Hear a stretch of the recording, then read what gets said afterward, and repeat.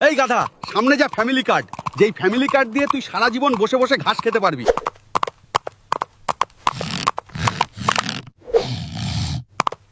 নেতা, সত্যিই কি আমি সারা জীবন বসে বসে ঘাস খেতে পারবো? আরে গাধা, তুই শুধু না, তোর পুরা ফ্যামিলি সারা জীবন বসে বসে ঘাস খেতে পারবে এই ফ্যামিলি কার্ড দিয়ে। এটা গাধাদের ভাগ্য পরিবর্তন করে দিবে। আমাদের কাছে সব কার্ড রয়েছে, ফ্যামিলি কার্ড, চান্দা কার্ড, কৃষি কার্ড, গাধা কার্ড। আহা, আমাদের নেতা দিয়েছে এগুলো কার্ড। ওই যে দেখো, আমাদের নেতা আসতেছে, দেখো, চান্দা ভাইয়ের আগমন, শুভেচ্ছা, স্বাগতম।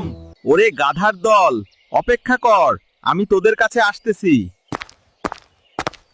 কি খবর তোমাদের? তোমরা ফ্যামিলি কার্ড পেয়েছো? সব কার্ডই আছে আমাদের কাছে, নেতা ফ্যামিলি কার্ড কেন?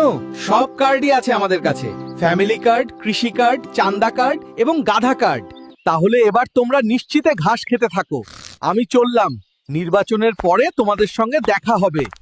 শোনো, গাধার দলের নেতা কিন্তু আমাদেরকে ফ্যামিলি কার্ড, কৃষি কার্ড, গাধা এবং চান্দা কার্ড দিতে চেয়েছে। এখন শুধু বাক্স ভর্তি ভোট দিবে তোমরা। আমরা গাধার দলেরা এখন থেকে ফ্যামিলি কার্ড দিয়ে বসে বসে ঘাস খেতে পারবো। কি মজা! নির্বাচন হয়ে গেল, কিন্তু আমাদের ফ্যামিলি কার্ডের ঘাস কোথায়?